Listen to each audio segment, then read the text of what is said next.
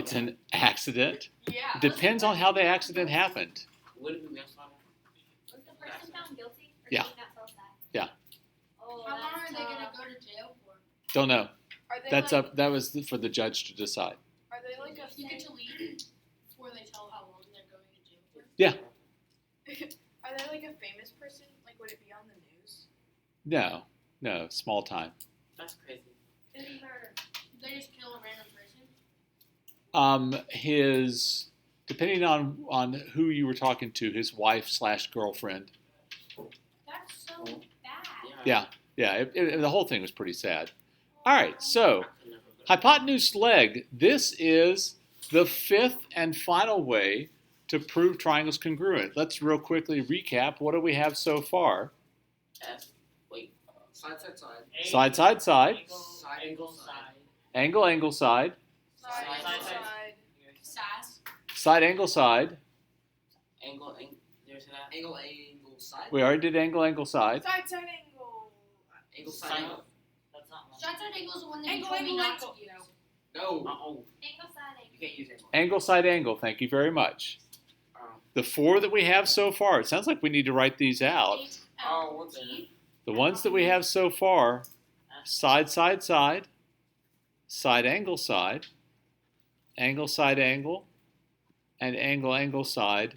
And now we're adding the last one, hypotenuse leg, HL. H-L-T. The ones that we cannot use, I know. Side angle angle because you told me. No. no. Side, angle. can't use side, side, angle, Angle. and we can't use angle, angle, angle. Wait, what about side angle, angle? Side angle, angle would be the same thing as angle, angle, side, Oh. Wait, what? which we can use.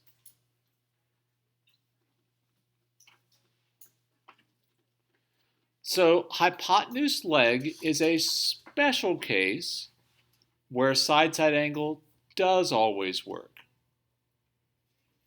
So if the hypotenuse and a leg of one right triangle, remember the hypotenuse is the side across from the right angle, and the leg is either of the other two sides, are congruent to the corresponding parts of another right triangle, then those triangles are congruent.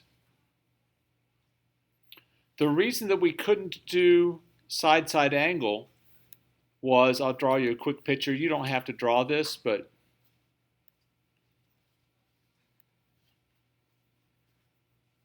you could have a triangle that looks like this, and I could copy this angle, this side, and this side,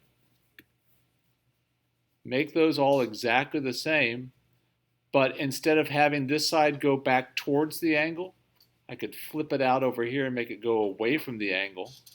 And so with the still angle, like the bottom. Yeah, this angle would be the same, this side would be the same, this side would be the same, but the bottom's no longer the same, is it? And they don't. Nor are these two angles the same as these two angles. So this is why side-side angle doesn't work. But if that angle was a right angle, I can't do that. If this was a right angle, I can't just suddenly flip this other side out. It's got to go away from the angle. So go ahead.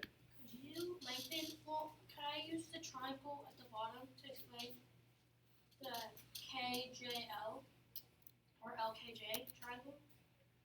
Could you use the triangle at the bottom? You I'm see the blue triangle. Yeah, I see the blue triangles. If I were to take angle L and pull it out like you did on the last one, It would change the lengths of these two sides.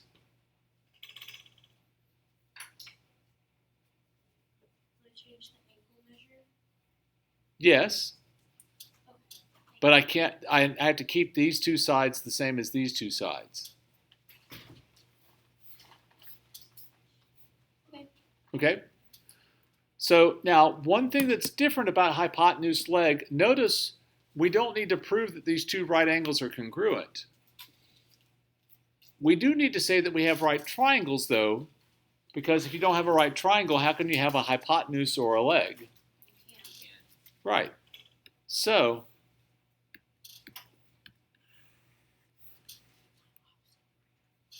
Let's take a look at this problem. Let's explain why triangle KYA is congruent to triangle RYA.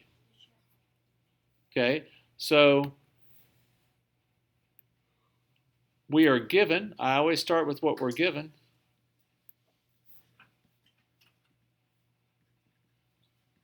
That segment KA is congruent to segment RA, and that angle K and angle R are right angles. And again, feel free to use abbreviations when you're doing those. You're writing in complete sentences, but you can use symbols and abbreviations so you don't have to write quite so much. So looking ahead on this one, I know it's not going to be angle, angle, side. It's not going to be angle, side, angle. It's not going to be side, angle, side. Since it's none of those three with angles in it, we're going to say that we have right triangles now. So therefore, I'm going to change that period into a comma. Triangle KYA and triangle RYA are right triangles by the definition of right triangle.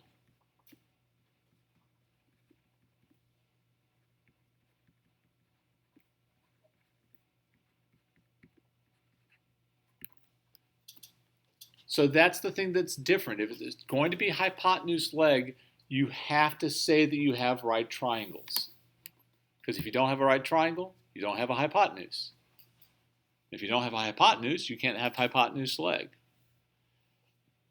What else do we know in this one? From the diagram. Segment YA is congruent to segment YA. By? Reflexive.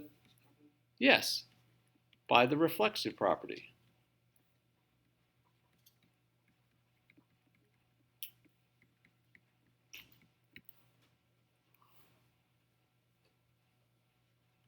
So we said that KYA and RYA are right triangles. Uh-huh.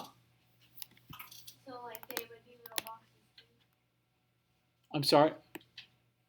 Like, you know, like K and R or YKA and YRA are both right Angles. angles. And here we're saying they're right triangles. Yeah. I can see where your confusion is coming. Yeah, we're saying now that they're right triangles. Okay? So, triangle KYA is congruent to triangle RYA by hypotenuse leg. So again, you can't use hypotenuse leg until you have stated that you have right triangles. And then once we've done that, they're just automatically congruent by hypotenuse. Well, if you have that the hypotenuses are congruent and that the legs are congruent, yes. You named it hypotenuse. Like, is that like a root word? I'm sorry? Is hypotenuse like a root word or something? Like, Oh, I looked that up once and I can't remember where it came from. because that'd be a weird like name to just give it randomly. Yeah, I don't remember the origin of the word hypotenuse. If we have time, I'll look it up at the end of class. All right, page 2.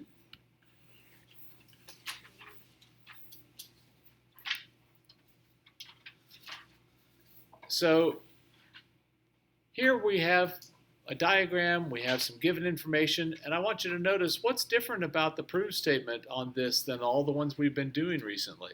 We're not proving segments are congruent. We're proving segments congruent. What we're going to do is we're going to prove the triangles congruent first, and then therefore the matching segments have got to be congruent. So we're just adding on a step to this. So, Let's do a flow chart. all right, let's do a flow chart. Can we do it 2 columns? He asked first. So JT is perpendicular to TD. That's given. JR is perpendicular to RD. That's given. Yes, ma'am? What do perpendiculars like mean again? Like what can you do with that information? Well, somebody tell her. What can you do with that information? They intersect Right at right angles. angles. They make right angles. They always make right angles. Perpendicular lines? Yes. Okay. That's the definition of perpendicular lines. So far we've only got one pair of things that are congruent. So what else can we do?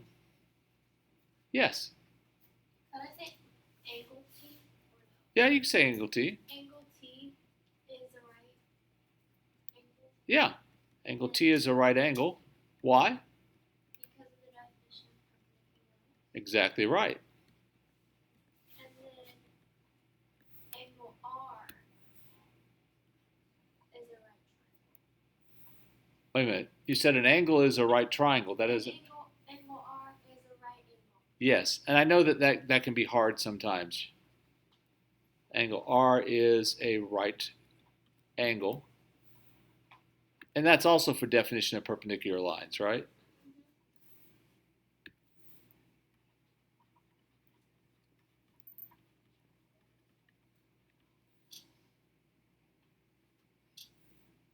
So these are both right angles.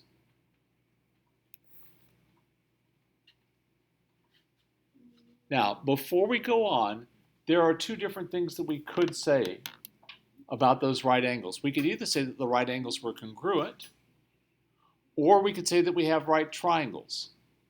What you have to decide is, am I going to use angle, angle, side, or angle, side, angle, or any of the other ones that have angle in them? Then I need to prove that the angles are congruent. But if I'm not, if I'm going to use hypotenuse leg, I need to say that I have right triangles. So before we go on, we need to decide which one is it going to be. It's going to be hypotenuse leg because in a minute we're going to say JD is congruent to segment JD. In fact, let's go ahead and do that right down here. Segment JD is congruent to segment JD by the reflexive property. And this is one advantage that a flowchart proof has, is that you're like, oh yeah, I'll just go off on this thing and then I'll come back to this. Whereas in a two-column, you could do that, but it's a little more cumbersome. On the other side, we did have to write this as two separate pieces, and in a two-column, we would have probably written that as just one thing.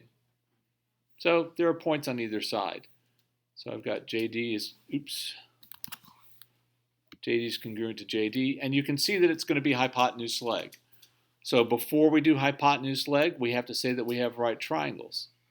Well, triangle JTD and triangle DRJ are right triangles.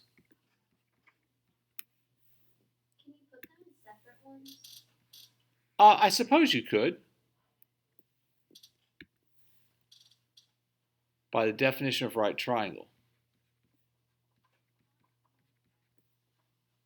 It's just a little more writing, but you can do it.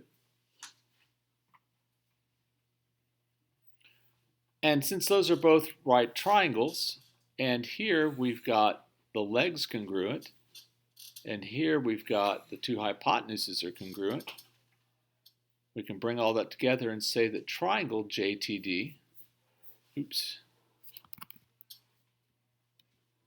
is congruent to triangle DRJ. And we have another step? Yes, by hypotenuse leg.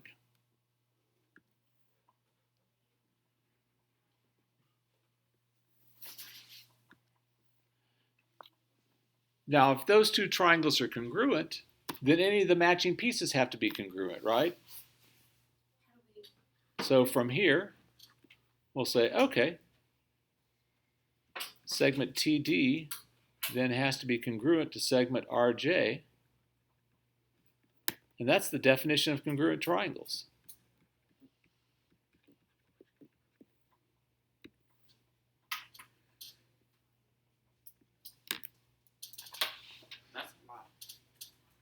Yeah, these are starting to get a little longer. And I will say one of the other drawbacks to doing a flowchart proof is when they get really long, it gets hard to get them all on the paper. You might have to turn your paper sideways to do it. Okay? Any questions about that? I will point out to you that your book does this thing that has been around for years. I don't like it. This is what they'll write instead of definition of congruent triangles.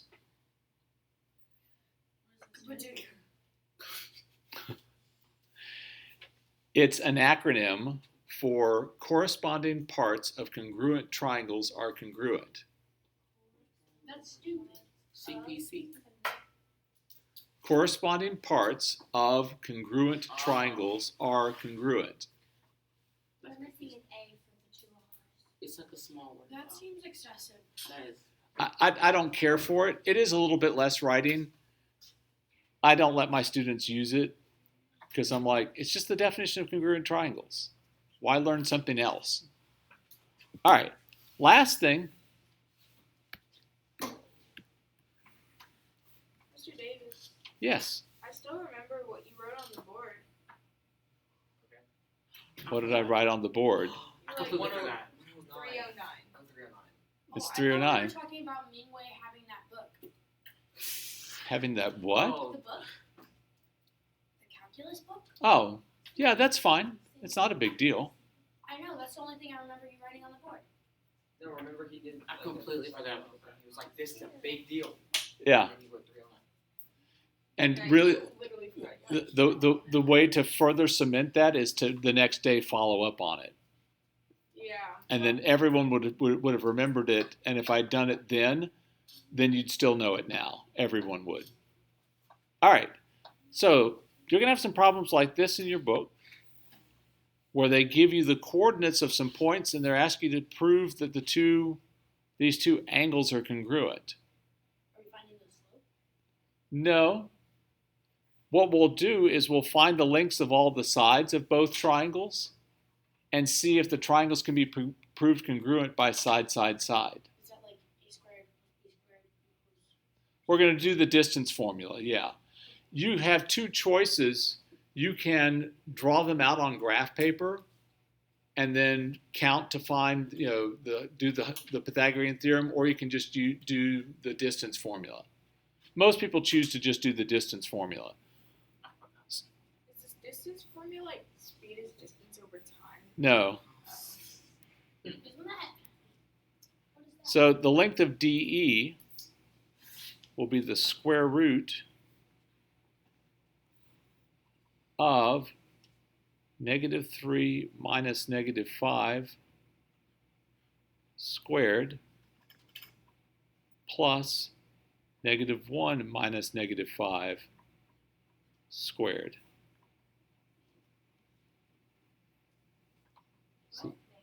So that'll be the square root of 2 squared plus 4 squared is the square root of 20.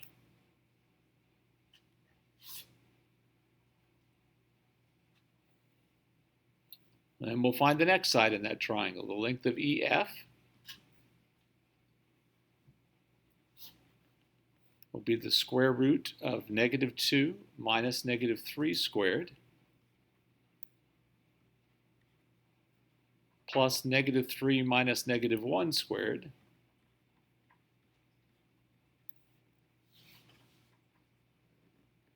so that's the square root of 1 squared plus -2 squared. It's the square root of 5.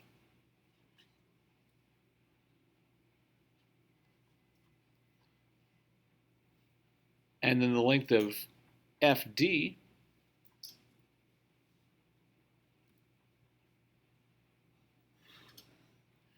is the square root of -2 minus -3 squared. Oh, sorry, my fault. I was looking in the wrong place.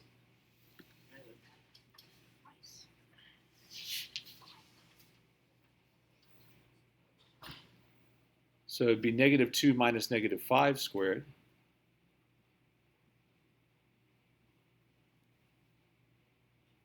Plus negative 3 minus negative 5 squared.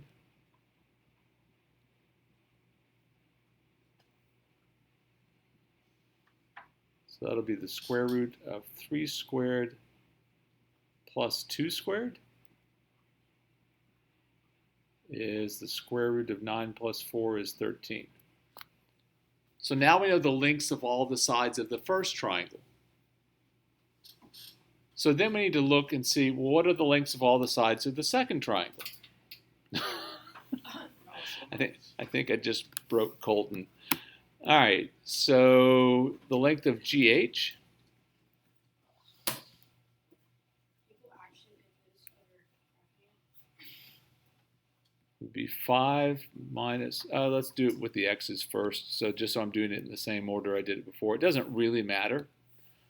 So it'd be 0 minus negative 2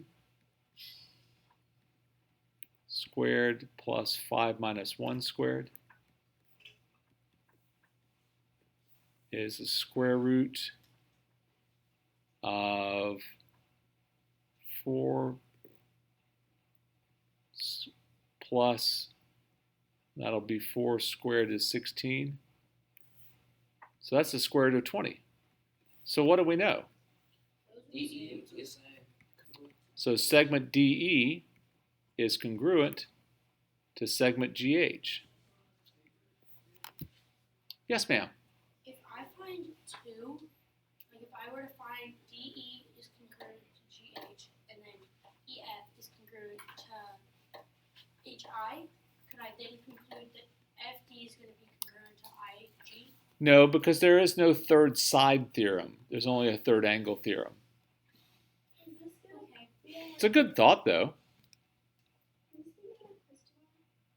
No, I never teach you something one day and then quiz over it the next. I can feel Wait, it. what's on our What will be on our quiz? Or I guess not tomorrow. It's Thursday. Yeah, it'd be things like, how can you prove these two triangles congruent? Is it side, angle, side, angle, all those kinds of things. Proofs? There may be some short proofs. No super long ones yet. All right, let's go on. So the length of HI is going to be the square root of 1 minus 0 squared plus 3 minus 5 squared. So that'll be the square root of 1 squared plus negative 2 squared. So that's the square root of 5. So now I know that EF is congruent to HI. That's 2 pairs of congruent sides. That's not enough to prove the triangle's congruent. I need either an angle or the third side. I have no hope of finding the angles, so I'm going to do the third side. The length of GI will be the square root of 1 minus negative 2 squared plus 3 minus 1 squared.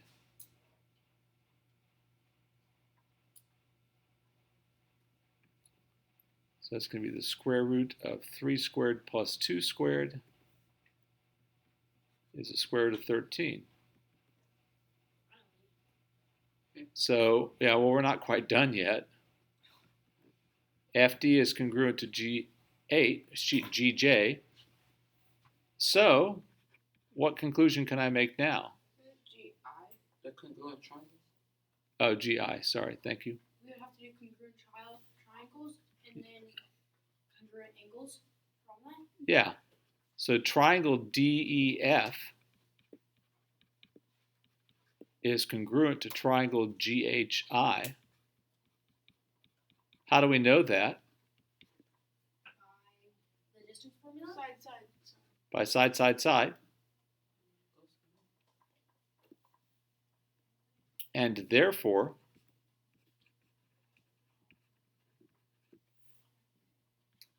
angle DEF is congruent to angle GHI, by the definition of congruent triangles.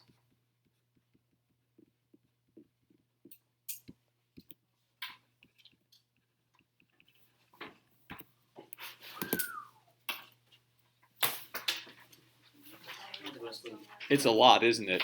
Is this I'd gonna be on our rather use homework graph. by chance? Pardon? Is this gonna be on our homework? No, I just did it because my doctor says I should do more distance formula. Wait, it's on our homework? Wait, You can use a graph. Why would I have done it as part of today's notes if it wasn't as part of your homework? because you like math. How many questions are on our homework tonight? 87. Actually, No, I'm Apparently just. in China they do like 100